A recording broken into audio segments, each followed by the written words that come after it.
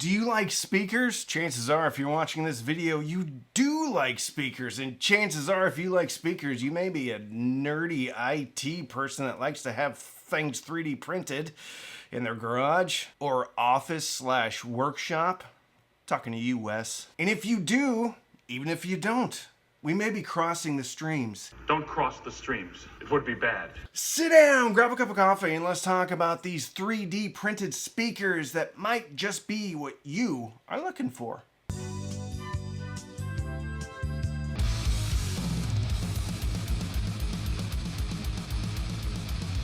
These are the Deposition Sound FDM5. They have 3 different speaker kits available. And I believe this one is the OG, the original. Deposition Sound is a company that sells speaker kits and plans to make your very own two-way bookshelf 3D printed speaker.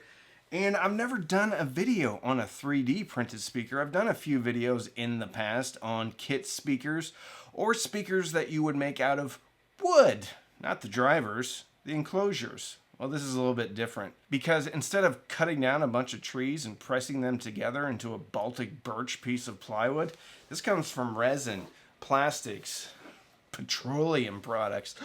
The horror. And you can make it into whatever shape you want, but in this case, they're made into a speaker enclosure shape. If you've never made a speaker kit and you have the abilities, even if you don't think you have the abilities, they are a ton of fun to do, and there's a certain amount of pride when you're finished with the speaker and you're listening to it, you're enjoying your music. You think to myself, self, I made that. Maybe you didn't design it, but you still made it. Listen, when we follow a recipe, we don't feel bad when we're enjoying that delicious steak Diane or that big plate of cinnamon rolls that Grandma figured out how to do 50 years ago. No, we followed the recipe. We enjoy the food. Same thing with speaker kits. You follow the recipe and you enjoy the sound. How cool would it be to make a speaker kit out of gingerbread though? And then during the holidays you could enjoy some nice Christmas music and then you could eat it. Not the drivers, but the enclosure. We should do that. We should make a gingerbread house speaker. Seriously, contact me if you're interested. One of the coolest things, I'm looking at their website right now, Deposition Sound's website, and they show the crossover board. And they're not crazy about, oh my goodness, I can't show the values of my IP. I can't show you exactly what type of inductors, capacitors, or resistors to use. No, they just put it right there. Got a lot of respect for that. And they have a nice, convenient little PCB to put everything on with screw-down connectors for all of your wires, which means it's easier, less soldering. The kit comes with a 5-inch high excursion woofer.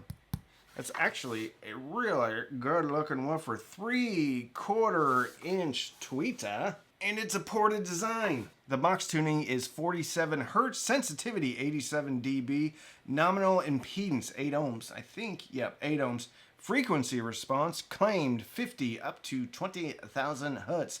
And that's plus or minus 5 dB, not 3 dB, 5 dB. And the dimensions, 9.5 inches tall, 7.25 inches wide, and 9.82 inches deep. Very nice, compact design, but not too compact. What location did I use them in? Well, I'm glad you asked. I had these in my office, where I put all my speakers in the office. I had them connected to the Cambridge Audio CXA81. It's an integrated amplifier. I also had them hooked up to the DAC. It's a cool little half-rack integrated amplifier. CXA81 is also an integrated amplifier, which means it has its own DAC and amplifier and volume control, all that good stuff. Cambridge puts out a lot of power. 80 watts into 2 channels into 8 ohms. The TAC, I believe, puts out 25 watts. Good news is it sounded good on both of them, and it sounded different on both of them, which means they're transparent enough to hear differences in the sources. So let's talk about how they sound.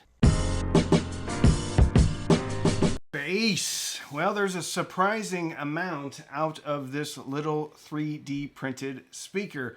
I think just looking at the woofer, one can deduce that this thing is probably going to hit pretty good. But bass performance out of a speaker has a lot to do with the enclosure and the way the enclosure is designed, is made. Well, these things pack a punch. Pack a punch. I was comparing them to the Sony. Whoa, I just about threw this into my computer monitor. The Sony SSCS5, one of my favorite speakers of all time. Why? Because I think it's the best value in hi-fi when it comes to speakers, and they're on sale for $123 anyway. Bass impact as far as slam was greater on the Deposition sound than it was on the Sonys, especially with Intergalactic by the Beastie Boys, which hits pretty hard right around the 100 hertz region. Easy for me to say. However, the Sony SSCS5 seemed to have a little bit more articulation on Miles Davis's So What. If you're looking for more impact, then the Deposition sound would be the speaker that I would go with. However, if you're looking for more and I'm not saying that the Deposition sound don't sound articulate, because I think for the most part they're very clean on the bottom end. We'll get into it in the final thoughts, but the bass is very well behaved. It just punches harder than the Sonys. Some nuances in there. The Sonys also have a paper-ish woofer, so a lot of people prefer paper-ish woofers when it comes to bass detail, but both of them sounded great. The DPSs, which I'm going to say because I can't say deposition very well, punch like a 17-year-old on Halloween when you're dressed up as a scarecrow and you surprise them. Turns out 17-year-olds can punch pretty hard. They're not a 12-year-old. Mid-range. Well, I can say very easily that the Deposition DPS speakers are much more neutral than the Sony SSCS5s. I think I like a little bit of a dip in the mid-range so much that when I hear a neutral speaker, it sounds a little bit overbearing in the mid-range. Now, Broad Strokes, There Will Be Time by Mumford & Sons. When that song really gets going and he says, and I gave you all. So it really came forward with the DPS's Deposition sounds, and was a little bit more in my face than I prefer a speaker to be. However, I think this is legitimately a very neutral speaker, because that sonic signature reminds me of some very well-respected neutral speakers, including the affordable line from RSL, including the KEF LS50. Although I would choose these over the LS50s every day of the week and twice on Sunday. Much more forward than the Sony SSCS5s. Through the Cambridge AXA81, that has a little bit more top-end energy, a little bit more forward mid-range as well. So with that combination, I felt like it was a little bit uncomfortable at times. And I'm not saying there's anything wrong with this speaker. I'm saying it's super neutral, which a lot of people are going to like. Timbre, the tonality felt a little bit thin, a little bit edgy on these speakers. But I think if you're into jazz, symphonic music, stuff that's really well recorded, I think that's actually an advantage over the Sony SSCS5s. Treble is very nice. Miles Davis, So What? There is a cymbal hit and just hangs out forever. The decay was excellent. However, I was also listening to these a little bit off axis. And the reason why I was listening to them a little off axis is because the mid-range was just a little bit too much for me. These are so small, especially if you have them in a desktop situation, that it's not going to be a big deal at all to get these a little bit below ear level, which what I was doing.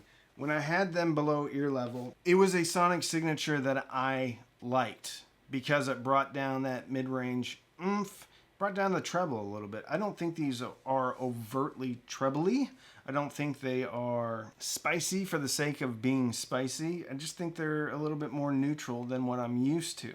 Harvester of Sorrow by Metallica. There's a bunch of offbeat cymbals. They sounded really good. Sounded great. A little bit off axis though. What are my final thoughts? Final thoughts. If you're into 3D printing and you like music, even if you don't like music, this would be a really fun project. I think what they're doing with the enclosure is pretty impressive to get decent bass out of an enclosure this size. You can see a little port right there. It's a little bit bottom heavy, which makes sense because the crossover has some pretty solid components, which are going to make it heavy on the bottom.